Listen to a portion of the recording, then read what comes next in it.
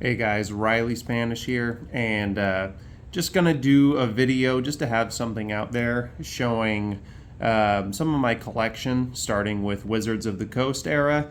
I know I've been MIA for a while. I made a post explaining that I'm in the middle of buying a house, so very busy with that. Then I'm gonna be super busy getting that house, ready and moving in, basically, all of that stuff.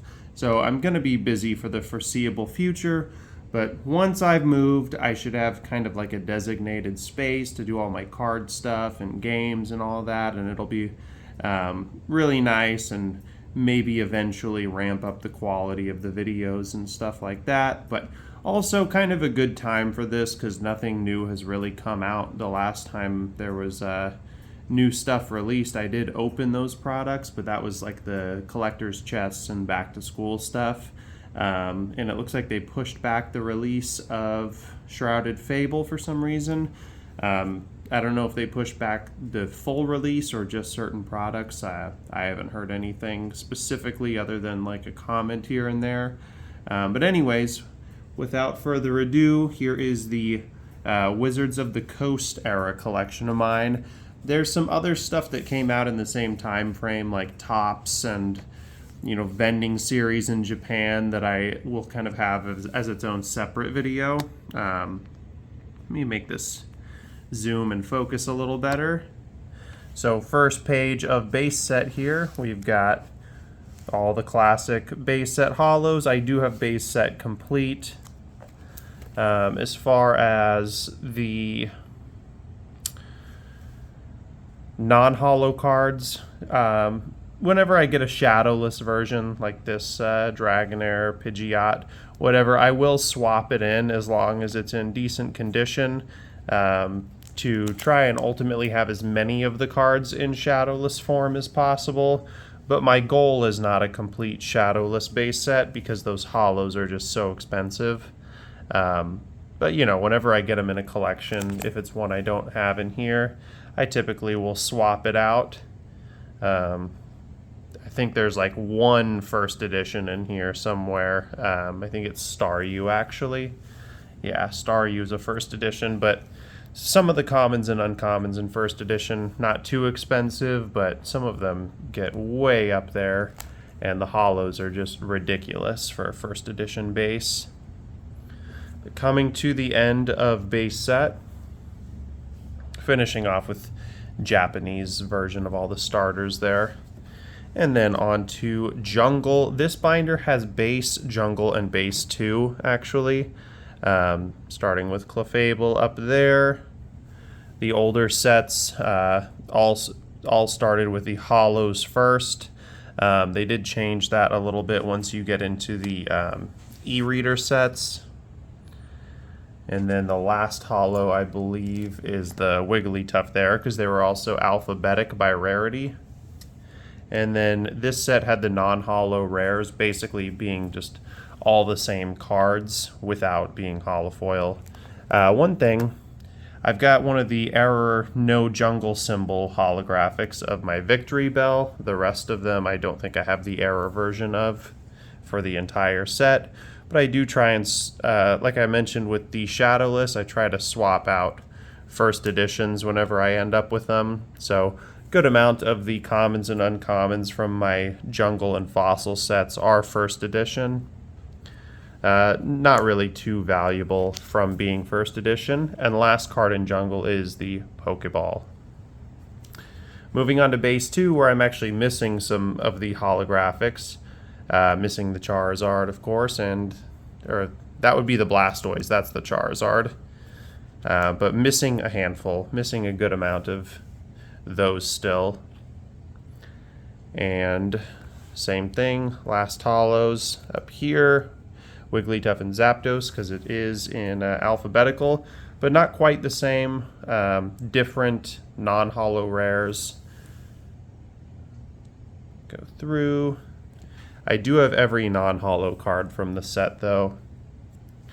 But once we get to Fossil, it will be the same thing where every hollow and non-hollow rare are the same cards, just the hollow and non-hollow version.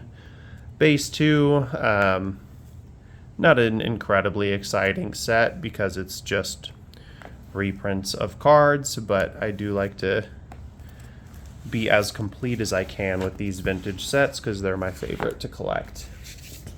Next binder is Fossil, Team Rocket, Wizards of the Coast promos, Best of promos, Southern Islands, and Legendary Collection. I have all my binders kind of labeled like that, starting with Aerodactyl, going through all of the first page of holos. This set is complete as well. Same deal, like I mentioned, if there's like common and uncommon cards, even some rares like this Magneton that I was able to find in first edition, I did swap it out for one. Usually just happens when I'm not seeking them out and buying first editions necessarily. It's just like if I buy a collection and it's in there, I'll swap out a first edition for an unlimited in my collection.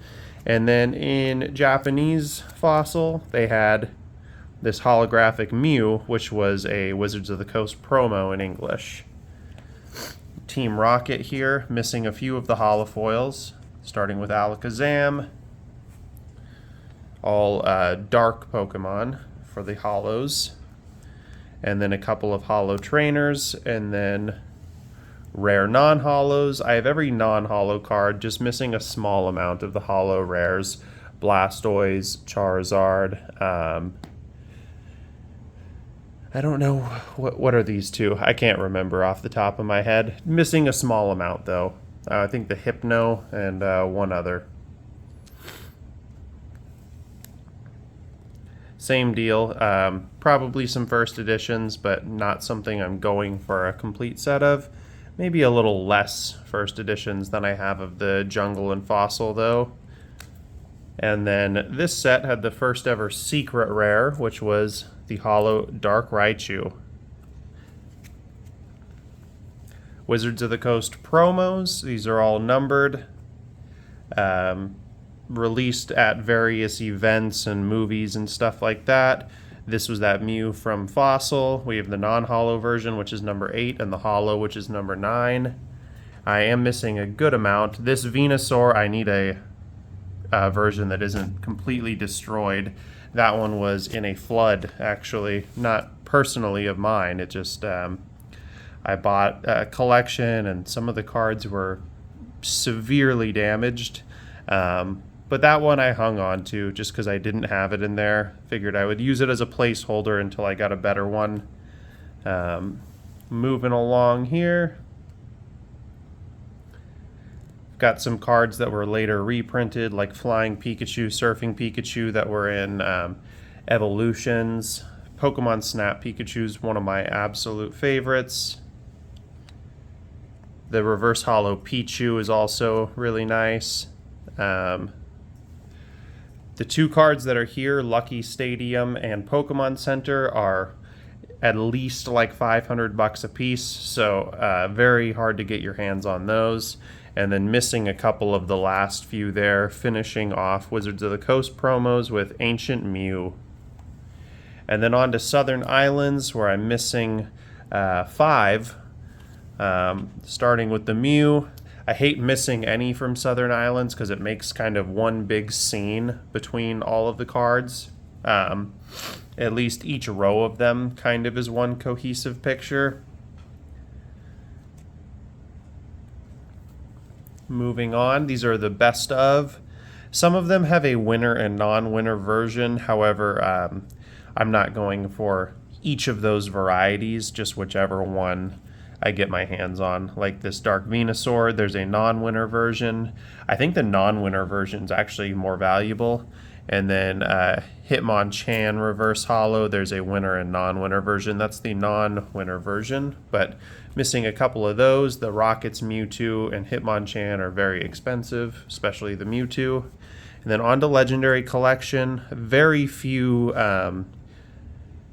holos, and just in general missing lots of cards from this set because it's been low priority, but I have the Dark Vaporeon and a couple reverse holos. They're all damaged, the two that I have.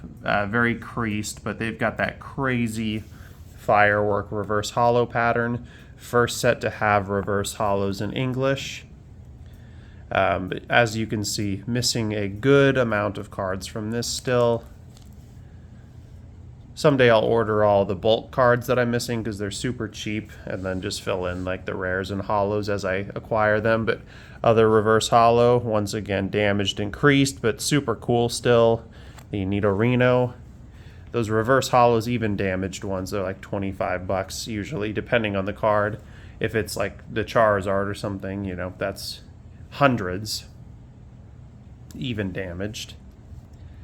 And then continuing along, this is basically base set 3, where it just uses cards from base, jungle, Team Rocket, I believe, base, jungle, fossil, Team Rocket. So it was like base set 3, just a bunch of reprint stuff.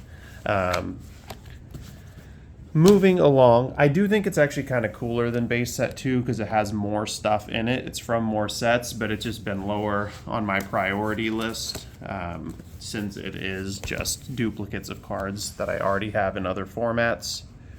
Moving on to the gym sets, starting with Gym Heroes. I am missing a good amount of hollows from both sets. Misty's Tentacruel up there. Couple of the hollow trainers, and then the rare non-hollows here. This Rocket Snorlax is one of my favorites. A lot of really cool artwork in these sets. A lot of really nice Ken Sugimori artworks that I really like. Plenty of good arts from other artists as well, but a lot of really iconic ones from him.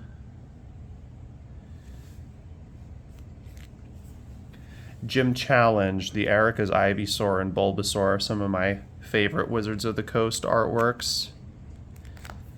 And these both have the same number of cards. I want to say it's 132 in each set. And they both have a full set of energies and a lot of trainer cards included in that. A lot of the trainer cards from these are worth a handful of dollars though, even in unlimited version. Moving on, there's another really damaged card that I kind of just have as a placeholder, like that Venusaur. This one's super creased and warped and everything. I'll eventually replace that with a nicer one, but prioritize more filling in these gaps here, of course. Got the awesome Sabrina's Gengar, the non-hollow version, which is, in my opinion, a cooler artwork than the hollow one. And then here's that Bulbasaur and Ivysaur that I really love, especially the Ivysaur. I think those are super sick. But I have all of the commons, uncommons, trainers. I think I have all the non-hollow rares from both of these sets, just missing hollows. And then I have a couple of Japanese exclusive cards, the Blanks Chansey and the Imakuni's Doduo from those gym sets, since we didn't get the English version of that. We did get Imakuni's Doduo as a secret rare in XY Evolutions, but not the same. Moving on to the first 3 Neo sets, Genesis, Discovery, and Revelation. So starting with Neo Genesis, beginning of Generation 2 cards, missing a good amount of hollows, of course, the big one from this set being the Lugia. This Heracross artwork, one of my favorites, kind of in a showdown with Pinsir. You can see the Pinsir's horns. Moving on to a couple more of the hollows, and then into the non-hollow rares, which I should have every non-hollow card from these sets. All 3 of these. Once you get into Neo Destiny, I'm still missing a few of the non-hollows, but that's in the next binder. I do really like the Neo sets. They change the font or the color of the HP from red to black. Just kind of a generally cleaner look to the cards. even though they are relatively the same in design. And then a set of energy cards for this set. The rest of the Neo sets did not have that. And then into Neo Discovery, which has the Umbreon and Espeon holos, first Umbreon and Espeon cards, which are very popular. I have the non-holo ones. Very, very cool artworks. The holo ones are even cooler. The non-holo Umbreon is definitely a favorite Umbreon card of mine, but the holo is that OG, the very first, what we would call Moonbreon card, with it kind of looking up with the moon in the background. A bunch of unknown cards in this set.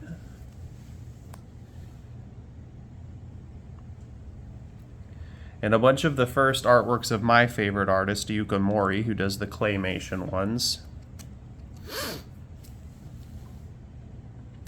And then on to Neo Revelation. Once again, missing a good amount of the holo cards, but I do have a few. Much smaller set than Neo Genesis. So was Discovery.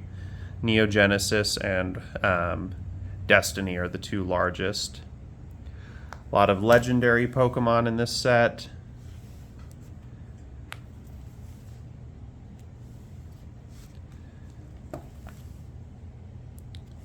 Finishing with the Super Rod, there is the Shining Magikarp and Gyarados there, which were the first Shining Pokemon. And then there were a lot more in Neo Destiny, which is the next binder here. Let me set my tripod down, open this up, and this binder has Neo Destiny and the first e-reader set, Expedition. Dark for Alligator, the only holo I have on the first page. And then we have Dark Typhlosion, Light Azumarill, a lot of dark and light Pokemon in this set. Light Dragonair, one of my favorite artworks. Dragonair is one of my favorite Pokemon. Missing a handful of the non-holos from this set though. Very cool Dark Haunter.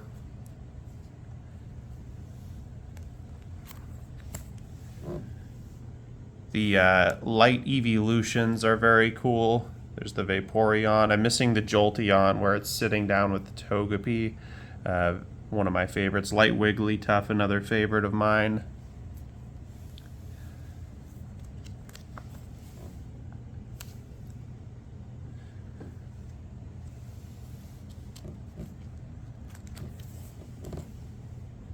Once you get further back, I'm missing very few. Looks like I'm missing one of the trainer cards.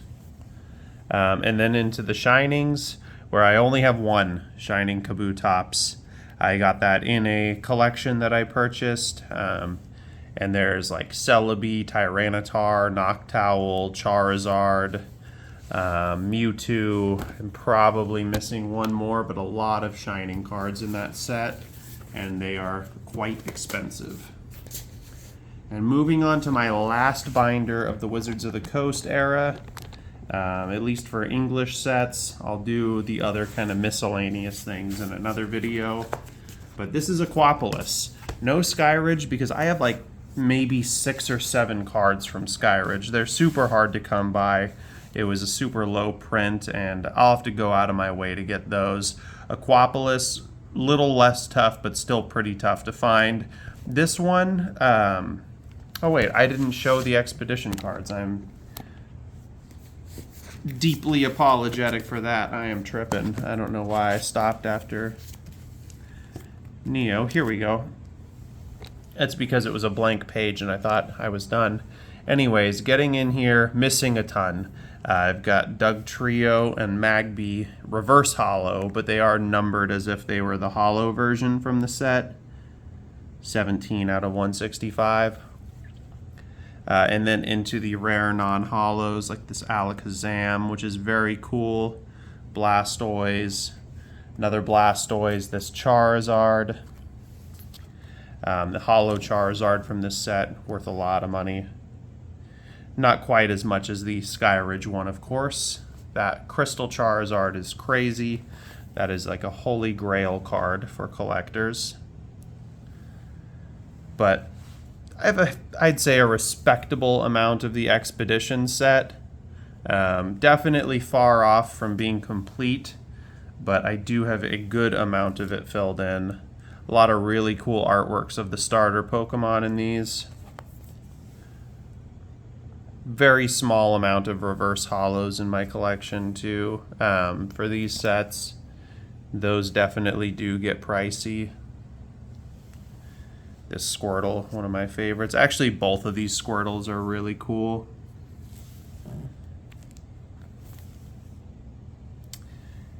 And into the energies, and that is it for my Expedition cards. Sorry for skipping those initially, but back to what I was saying about Aquapolis. Even harder to find these cards than Expedition, but not quite as hard as Skyridge, so there's going to be a lot of empty spaces, but they did change it up, so the holo cards are actually at the end of the set. Sort of like they would do with ultra rares come the EX and Diamond, Pearl, Platinum eras. All of those have the like level X's, EX cards, all of that at the ends of the sets. But I've got a good start to Aquapolis. Definitely still missing the bulk of this set though. And like I said, I don't have a Skyridge binder even because there's no point, because I have about 7 of the cards. Only holo I have from Aquapolis is the Blissey there. And then that is it for this binder. A lot of blank space. There's actually not enough space to have both Aquapolis and Skyridge in the same 360 slot binder though, unfortunately. So it will get its own binder when I get to it. Anyways, thank you for watching. Stay tuned. I will be uploading more videos like this just to kind of hold my viewers over if you're interested in watching them, and to keep myself busy as I prepare to move and everything. Thank you for your patience.